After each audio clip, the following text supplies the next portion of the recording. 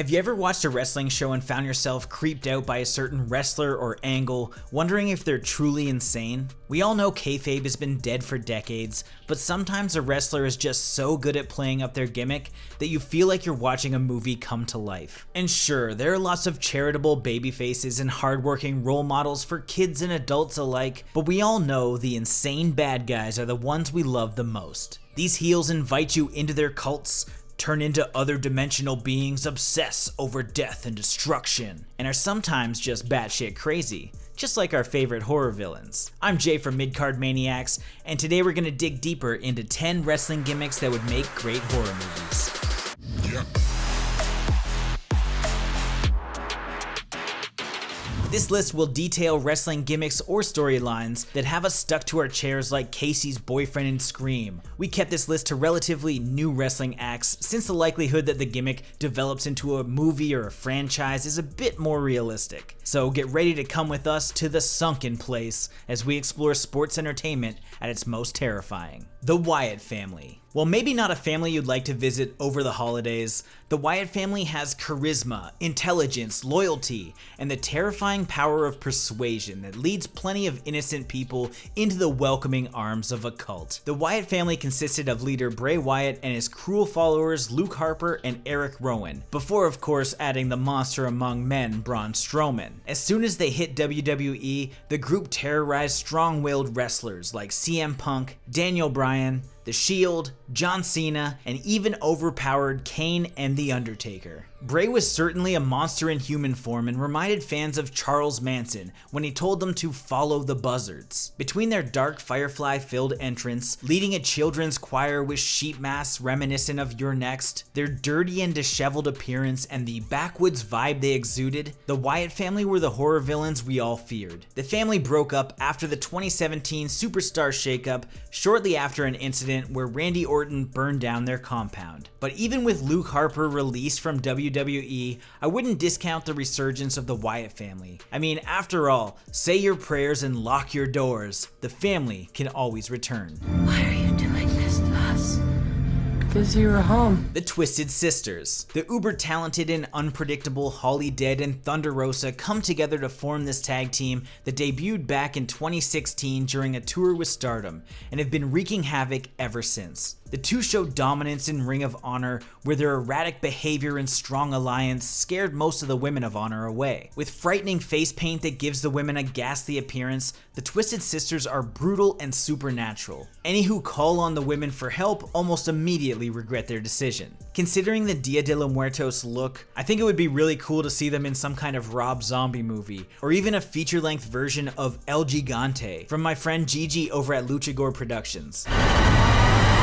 Nikki Cross. The Scottish lass is a twisted sister in her own right, and if you know what's good for you, you won't let Nikki play. You want to play? Play with NIKKI. Originally the only woman of part of the less than sane stable Sanity, Nikki created chaos wherever she went. Giving into her impulses, Nikki played with everyone, in the form of seemingly random and violent attacks. The unpredictable and defiant wrestler never really chose sides of a fight, but rather used her energetic ways to bring darkness and insanity into the mix. I mean, even her entrance music is just like wild screaming. Much like the antagonists in Mr. Frost and Unsane, or even the Doctor from Dead by Daylight, Nikki Cross causes her victims to question their own sanity. She's simply waiting for you to fully believe that she's gotten better, and you can see that with her bestie Alexa Bliss. However, I'm pretty sure she's just waiting to escape the ward through the back door and let her madness out once again. I like to dissect girls. Did you know I'm utterly insane? Rosemary and ALLIE. If obsession and codependency were the name of the game, Rosemary and ALLIE would be the leading ladies in that claustrophobic tale. They both found each other well over at Impact Wrestling, and the obsessive love story took the world by storm. Rosemary, known as the Demon Assassin, was otherworldly, supernatural, and seething with hatred and the need for revenge. Well, you have ALLIE, the bunny, sweet, kind, and bubbly. The two seemed like complete opposites, and the only explanation for their relationship was that the Hive had sent Rosemary to protect ALLIE from her then attackers Laurel Van Ness and Sienna. The story between the two deadly lovers involved death, burial, resurrection, possession, and even channeling spirits. What could make for a better revenge horror film than Rosemary and Allie versus Braxton Sutter? I don't think we should be together anymore. Can you just tell me what's going on? Am I not learning? Sorry. Bray Wyatt and the Fiend. Bray Wyatt can't control his scary alter egos like the Fiend. It would just be easier on everyone if you just let him in. After almost a year on hiatus, Bray returned to WWE not as the charismatic cult leader we had all remembered him as, but as a children's television host. The Firefly Funhouse played out similar to a Pee-wee's Playhouse episode, but was filled with sinister puppets who did unthinkable things and delivered surreal moments with silent children, and it was just unnatural and creepy in all the right ways. Bray often seemed to take pleasure in pain, and his emotions never matched the circumstances.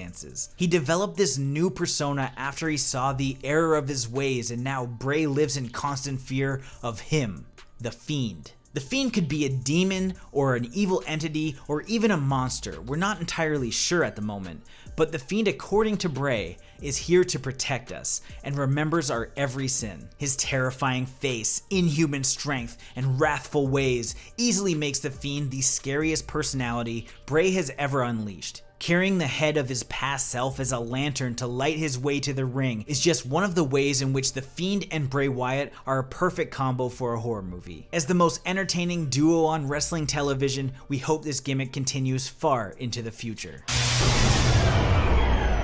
Finn Balor and the Demon. Finn Balor rarely wrestles as the Demon King anymore, but that's because the transformative process is grueling. The wrestling name Balor was developed from a mythological tale from Ireland. In that story, Balor is the king of an entire race of demons, and is often shown as a giant who is capable of murdering anyone with a simple glance. With sharp teeth, a dark presence, a spiny cape, and sometimes a giant yellow eye, the demon is aggressive, supernatural, intimidating, and unpredictable. The demon is reminiscent of the man with fire in his face from Insidious, and on the rare occasion that Balor transforms into the demon, the win is almost guaranteed. And I think that's to be expected, especially if you're going to be fighting somebody straight from hell. The Boogeyman. Alright, so the Boogeyman not only doesn't fit the new gimmick rule we set forth, it's also an obvious choice, and that's because the gimmick is just so good. We had to include it. Using nursery rhyme chants similar to the tune of Freddy's, London Bridges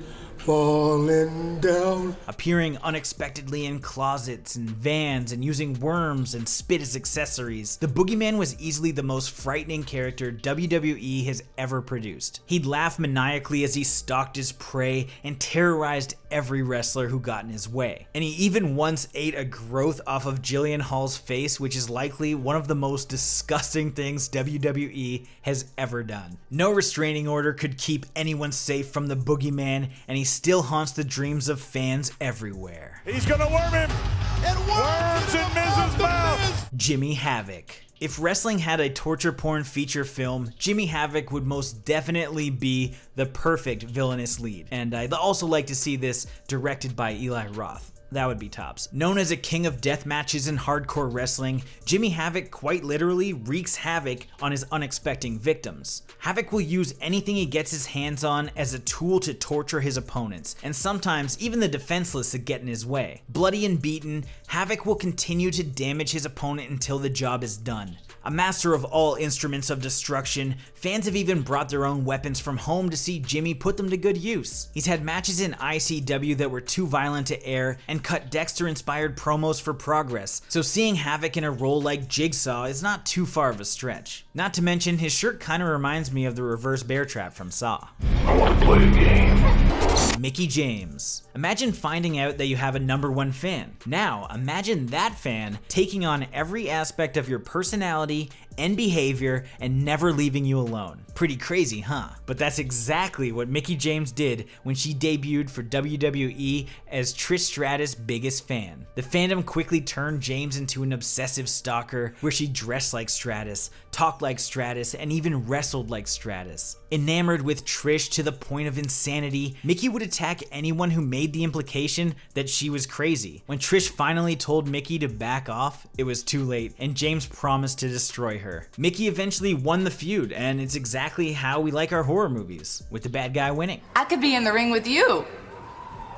person would that be? Su Yung and the Undead Bridesmaids. Su Yung really takes the term Bridezilla to new heights with her Undead Bride gimmick. As if Impact Wrestling didn't have enough scary heels running the place, Su Yung truly is the most frightening character on the roster because her origin is so mysterious. Dressed in a white wedding dress, powdered hair, and blood smeared from head to toe, the wrathful and scornful undead bride commands her undead bridesmaids with just a look or a gesture, never speaking a word. She interrupts interviews with death and dismay and plays endless mind games. The frightening bride is best known for killing Rosemary in front of ALLIE, lighting her coffin on fire and forcing ALLIE to watch as punishment. Sure, Su Yung rips her opponents to literal shreds, but the air of mystery is really what makes this gimmick the perfect horror movie storyline. Where did her and her bridesmaids come from? How did they originally die? And what insidious plan do they intend to unravel? Yo, she-bitch.